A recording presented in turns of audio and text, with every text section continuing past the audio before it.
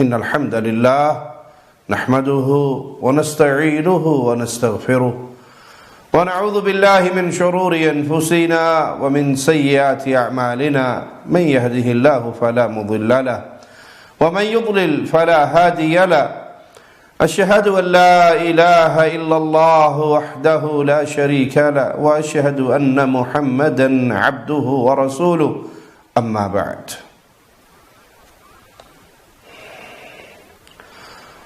خوش نصیب ہے وہ انسان جو ایک اللہ کی عبادت کرتا ہے، جنتوں کا مہمان بننے والا ہے وہ انسان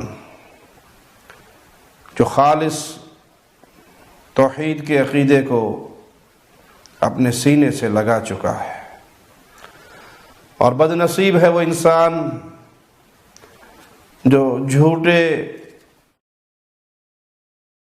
تراشے ہوئے گھڑے ہوئے معبودوں کی عبادت کرتا ہے، جس نے رب کی عبادت کو نہ پہچانا، جس نے اس دنیا میں اللہ کی عبادت نہ کی بلکہ معبودان باطلہ کی عبادت کرتا رہا، وہ قیامت کے دن جہنم کا ایندھن بننے والا ہے۔ جو بتوں کی پوجا کرتے ہیں، جو مخلوقات کی پوجا کرتے ہیں، جو جن کی پوجا کرتے ہیں، قیامت کے دن انہی کے پیچھے ہوں گے اور وہ انہیں جہنم کا ایندھن بنائیں گے۔ فرعون نے اپنی ربوبیت کا اعلان کیا، جس نے فرعون کے اس دعوے کی تصدیق کی، دنیا میں اس کے پیچھے چلے، قیامت کے دن بھی وہ اس کے پیچھے چلیں گے اور جہنم میں گرا دیے جائیں گے۔ مالک کا فرمان سنیے، یقدم قومہ یوم القیامۃ فاوردہم النار، قیامت کے دن بھی وہ اپنی قوم کے آگے آگے ہوگا، پھر انہیں آگ میں جا کے داخل کر دے گا، خود بھی آگ میں گرے گا اور قوم بھی اس کے پیچھے آگ میں گرے گی۔ وَبِئْسَ الْوِرْدُ الْمَوْرُودُ، اور وہ برا گھاٹ ہے جس پر پینے کے لیے آیا جائے گا۔ تو قومیں آج جس کے پیچھے لگی ہیں ان کو دیکھنا چاہیے کہ وہ کن کے پیچھے ہیں۔ جھوٹے الہوں کے پیچھے چلنے والے، ان کے لیے سائے نمودار ہوں گے، جو دنیا میں پوجے جانے والے جھوٹے الہوں کی صورت میں ہوں گے، اور قوم ان کے پیچھے جائے گی اور جہنم کا ایندھن بنے گی۔ رسول اللہ صلی اللہ علیہ وسلم کا فرمان ہے، قیامت کے دن ایک اعلان ہوگا کہ جو دنیا میں جس کی عبادت کرتا تھا، جس کی پوجا کرتا تھا، وہ اس کے پیچھے چلے، تو بتوں کو پوجنے والے بتوں کے پیچھے، مورتیوں کو پوجنے والے مورتیوں کے پیچھے چلیں گے، اور بالآخر ان جھوٹے الہوں کے ساتھ، معبودان باطلہ کے ساتھ وہ جہنم میں جا گریں گے۔ باقی صرف اہل ایمان بچیں گے، اہل کتاب بچیں گے۔ تو اللہ مالک یہودیوں کو بلائے گا اور ان سے پوچھے گا کہ تم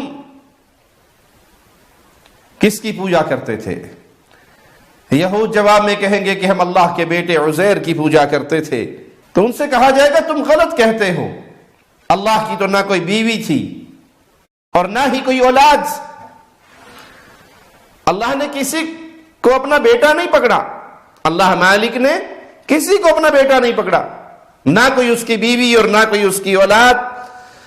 پوچھا جائے گا تم کیا چاہتے ہو؟ جواب ملے گا، ان یہودیوں کی طرف سے جواب آئے گا کہ ہمیں اے اللہ پیاس لگی ہے، پانی پلا دے۔ تو پھر اشارہ کیا جائے گا کہ ایک وہ پنگھٹ، اس کی طرف جاؤ اور پانی پی لو۔ جہنم ایک سراب کی طرح نظر آئے گی، دور سے ایسے جیسے پانی ہے، حقیقت میں وہ جہنم ہوگی۔ وہ اس کی طرف چلیں گے اور جہنم کے اندر جا گریں گے۔ یہودیوں کے بعد یہی سوال اللہ مالک نصارہ سے بھی کرے گا، تم دنیا میں کس کی پوجا کرتے رہے؟ وہ جواب میں کہیں گے ہم اللہ کے بیٹے مسیح کی پوجا کرتے رہے۔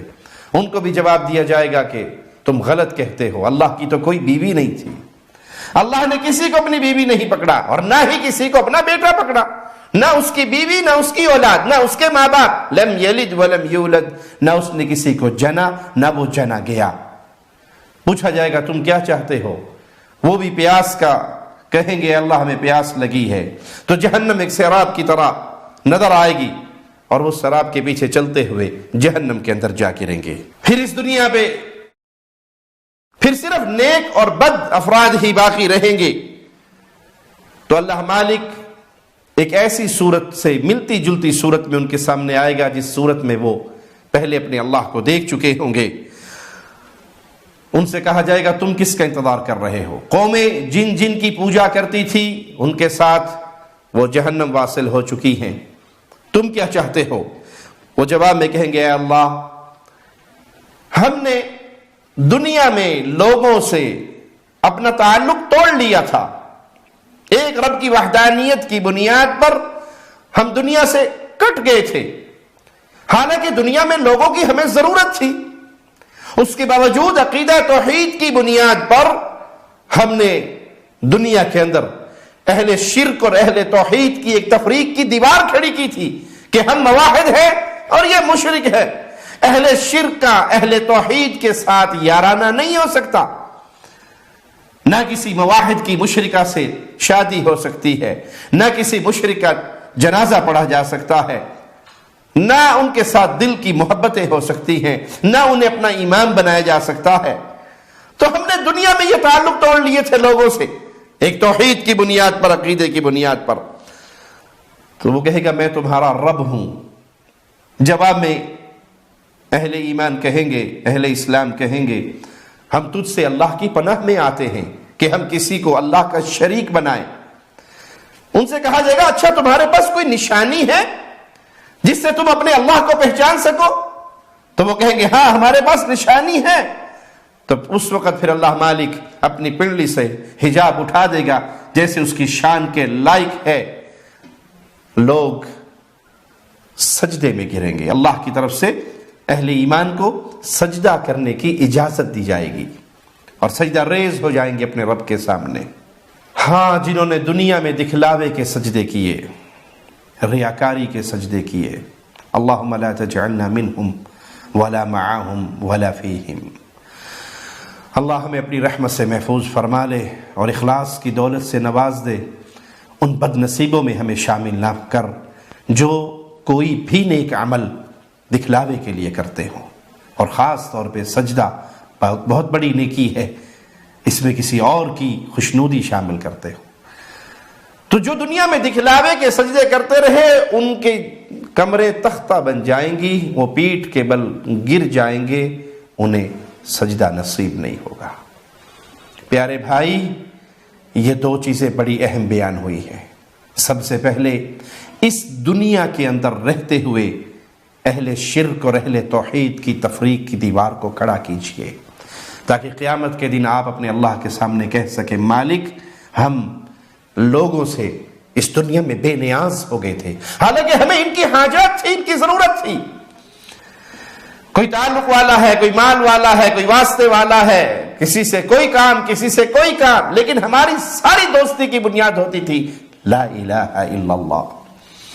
امیر سے امیر آدمی وہ میری بیٹی کا ہاتھ مانگنے کے لیے، نکاح مانگنے کے لیے آئے تو میں سب سے پہلے یہ دیکھا کرتا تھا یہ موحد ہے یا نہیں، یہ یا اللہ مدد کہنے والا ہے یا علی مدد کہنے والا ہے، یہ اللہ کو سجدہ کرنے والا ہے یا کسی پیر کی قبر کو اور اس پیر کے قدموں میں سجدہ کرنے والا ہے، یہ ایک اللہ کو پکارنے والا ہے یا مردوں کو پکارنے والا ہے، یہ اللہ کی توحید کو ماننے والا ہے یا مردوں کو مشکل کشا و حاجت روا سمجھنے والا ہے۔ میں سب سے پہلے یہی تحقیق کیا کرتا تھا۔ اس تحقیق پر قیامت کے دن نجات ہوگی کہ ہم نے دنیا والوں سے منہ موڑ لیا تھا اس ایمان کی بنیاد پر۔ تو یہ تفریق جب تک پیدا نہ ہو معاشرے میں، اس وقت تک ایمان کی حلاوت اور اس کی لذت کو انسان نہیں پا سکتا۔ وہ سمجھے کہ میں اہل توحید ہوں اور اہل شرک کے ساتھ وہ سارے تعلقات ہو جو اہل ایمان کے صرف اہل ایمان سے ہوتے ہیں، ان سے رشتہ داریاں بھی ہوں، ان سے دل کی محبتیں بھی ہوں، ان کے پیچھے نمازیں بھی پڑھی جائیں، ان کے لیے مغفرت کی دعائیں بھی ہو، ان کے جنازے بھی پڑھے جائیں، ان کو توحید کا پیغام بھی نہ دیا جائے اور سارے ان کو وہ پروٹوکول دیے جائیں جو اہل ایمان صرف اہل ایمان کو دیتے ہیں، تو قیامت کے دن اپنے اللہ کو کیا منہ دکھاؤ گے؟ یہ تفریق پیدا کیجئے. بھلے یہ میرا بھتیجا ہے، بھلے یہ میرا بھانجا ہے، بھلے میرا یہ کتنا ہی قریبی عزیز ہے، دوست ہے، رشتہ دار ہے، پڑوسی ہے، یہ اہل ایمان نہیں ہے. نکاح کا پیغام آئے تو توحید کے عقیدے کو چیک کیجئے، سنت کے عقیدے کو چیک کیجئے. یہ دیکھیے یہ بے نماز ہے یا نمازی ہے.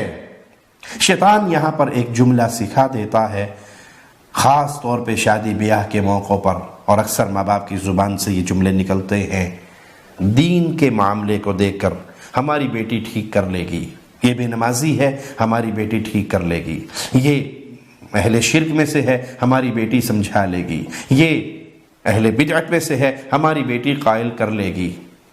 اچھا، آپ کو اپنی بیٹی پر بڑا اعتماد ہے کہ یہ سب کچھ ہو جائے گا، ایک مواحد غریب آدمی کا رشتہ آ جائے، اس کو رشتہ نہیں دیں گے. کیوں؟ یہ غریب ہے. اللہ پر بھروسہ نہیں ہے کہ اس کو اللہ کھلا رزق دے دے گا، اس کے رزق میں فراخی ہو جائے گی. بھائی، دلوں کو پھیرنے والا خالق و مالک ہے.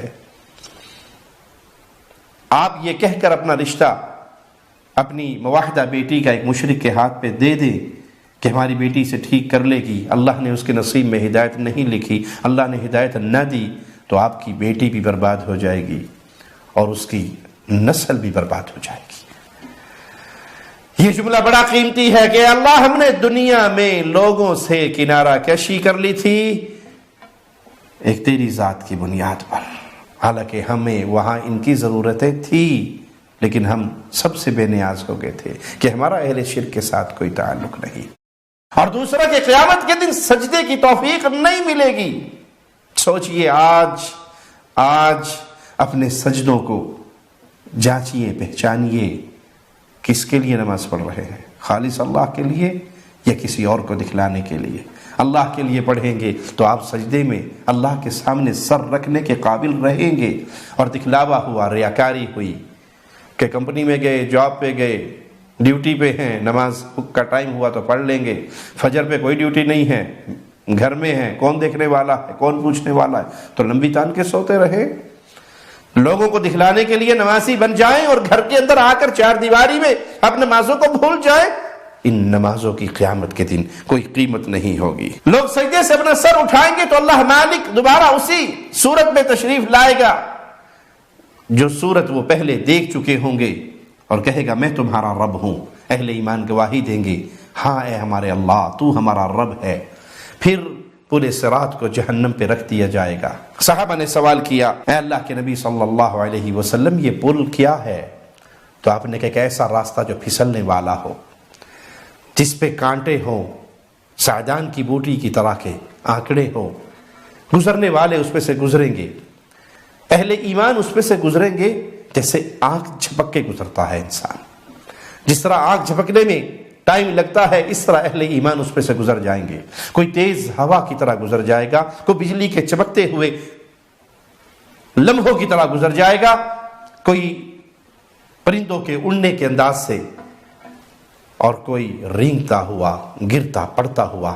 کچھ زخمی ہو کر گزر جائیں گے اور کچھ کو پکڑ لیا جائے گا اور اودے منہ کر کے جہنم میں پھینک دیا جائے گا. اے اللہ، تجھے تیرے پیارے ناموں کا واسطہ ہے مولا، ہمیں اپنی رحمت سے بغیر عذاب کے، اپنی رحمت، اپنے فضل اور اپنے کرم سے اس پل صراط سے ایسے گزار دینا جس طرح ایک آنکھ جھپکنے کا لمحہ ہوتا ہے، اور تو اس پر قادر ہے میرے مولا. پیارے بھائی، یہ لمحہ آ کر رہنا ہے، یہ دن آ کر رہنا ہے، جہنم پر یہ پل رکھا جانا ہے. اللہ کے لیے دنیا کی اس زندگی میں اس کی تیاری کر لیجئے. یہ دن بڑا شدید ہے، یہ دن بڑا شدید ہے، یہ دن بڑا شدید ہے. قربان جائے امام الانبیاء، امام کائنات، امام اعظم محمد الرسول اللہ صلی اللہ علیہ وسلم کی رحمتوں پر. اللہ کے پیارے نبی صلی اللہ علیہ وسلم یہاں پر کھڑے ہو جائیں گے اور اپنے اللہ سے رو رو کر اپنی امت کے لیے رحمت کا سوال کریں گے کہ میری امت کو رحمتوں کے ساتھ اس پل سے گزار دیا جائے۔ اقول قولی ھذا واستغفر اللہ لی ولکم ولسائر المسلمین۔ شب گریزاں ہوگی آخر جلوائے خورشید سے، یہ چمن معمور ہوگا نغمائے توحید